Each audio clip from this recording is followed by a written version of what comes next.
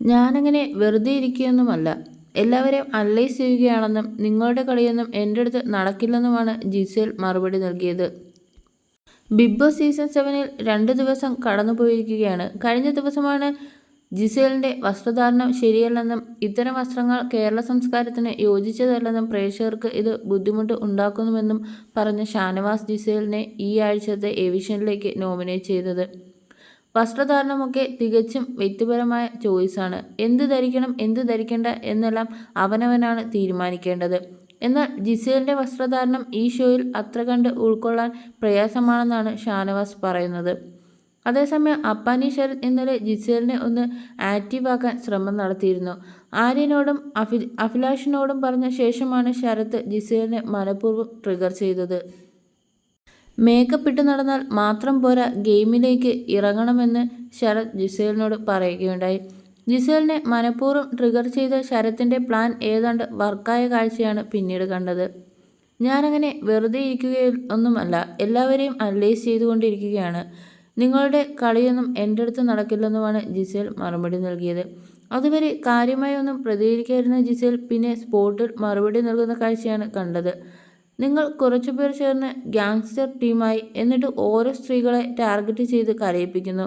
നിങ്ങൾ ശരിക്കും ഗുണ്ടകളാണ്. നിങ്ങൾ വെറുതെ ഒച്ച വെച്ചത് കൊണ്ട് ഞാൻ പേടിക്കില്ല, കരയില്ല. അങ്ങനെയെങ്കിലും ഞാനും ഗുണ്ടയാവും. ഇതാണ് ജിസേൽ അപ്പാനി ശരത്തിന് മറുപടിയായി നൽകിയത്. അതിനുശേഷം ഫ്ലോർ ക്ലീൻ ചെയ്യുന്നതുമായി ബന്ധപ്പെട്ടും ചായ ഉണ്ടാക്കുന്നതുമായി ബന്ധപ്പെട്ടും അനുമോളുമായി ജിസേൽ കൊമ്പുകോർത്തു. തണുപ്പൻ മട്ടിൽ ഒതുങ്ങിക്കൂടിയിരുന്ന ജിസേൽ ഇപ്പോൾ ഹൗസിലൊരു തീപ്പൊരിയാണ്. ഇന്നലെ കൊടുത്ത പുകക്കൊള്ളി പുറത്തു ടാസ്കിലും ജിസേൽ നന്നായി ഗെയിം കളിക്കുന്നുണ്ടായിരുന്നു. ഏതായാലും ഒന്ന് തോണ്ടിയപ്പോഴേക്കും ജിസേൽ ഇങ്ങനെ കത്തിയെങ്കിൽ ഇനി എത്ര കത്താൻ ബാക്കി കിടക്കുന്നുണ്ടെന്ന് കണ്ടു തന്നെ അറിയണം. ജിസേലിനെ നിസ്സാരമായി കണ്ടവർക്ക് കിടിലൻ മറുപടിയാണ് കഴിഞ്ഞ ദിവസത്തെ ജിസേലിൻ്റെ പെർഫോമൻസ്. പുകഞ്ഞ പുള്ളി പുറത്ത് എന്ന ടാസ്ക്കാണ് 2ാം ദിവസം മത്സരാർത്ഥികൾക്ക് ബിഗ് ബോസ് നൽകിയത്. മുൻ സീസണുകളിൽ നിന്നൊക്കെ മാറ്റങ്ങളൊക്കെയാണ് ബിഗ് ബോസ് മലയാളം സീസൺ 7-ൽ ഇക്കഴിഞ്ഞ ഞായറാഴ്ച ആരംഭിച്ചത്. ഗെയിമുകളുടെ നിലവാരമായാലും ബിഗ് ബോസിൻ്റെ തന്നെ സ്പോട്ട് കൗണ്ടറായാലും മലയാളം ബിഗ് ബോസിൽ ഇത് മുൻ മാതൃകകളില്ലാത്ത സീസണാണെന്നും പറയേണ്ടി വരും. ഇപ്പോഴിതാ 2ാം ദിവസം തന്നെ മത്സരാർത്ഥികൾക്കൊരു വൻ ടാസ്ക് നൽകിയിരിക്കുകയാണ് ബിഗ് ബോസ്. പുകഞ്ഞ കൊള്ളി പുറത്തെന്ന ടാസ്ക് ആണ് 2ാം ദിനം മത്സരാർത്ഥികൾ ബിഗ് ബോസ് നൽകിയത്. തോൽക്കുന്ന പക്ഷം എവിക്ഷൻ ശിക്ഷയായി കിട്ടുന്ന കഠിനമായ ടാസ്ക്കാണ് ഇത്. അതിനായി ആദ്യം മത്സരാർത്ഥികൾ തന്നെ ബിഗ് ബോസിൻ്റെ ആവശ്യപ്രകാരം പങ്കെടുക്കേണ്ട 4 പേരെ തിരഞ്ഞെടുക്കുകയായിരുന്നു. പേര് സൂചിപ്പിക്കുന്നത് പോലെ ഈ ബിഗ് ബോസ് ഹൗസിൽ യോജിക്കുന്നവരല്ലെന്ന് തോന്നുന്നവരെ നോമിനേറ്റ് ചെയ്യാനാണ് ബിഗ് ബോസ് ആവശ്യപ്പെട്ടത്.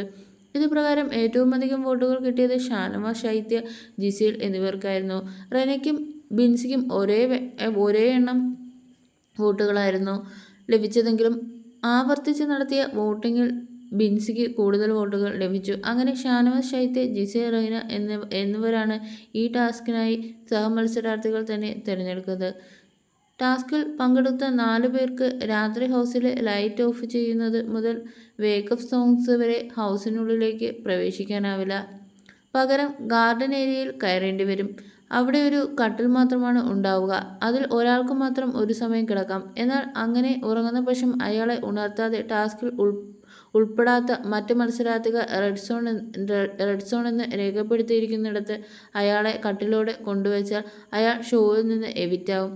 ടാസ്ക് നടക്കുമ്പോൾ ഒരാൾക്ക് മാത്രമാണ് കട്ടിലിൽ കിടക്കാനാവുക. മറ്റുള്ളവർ പരിസരത്ത് തന്നെ ഉണ്ടാവണം.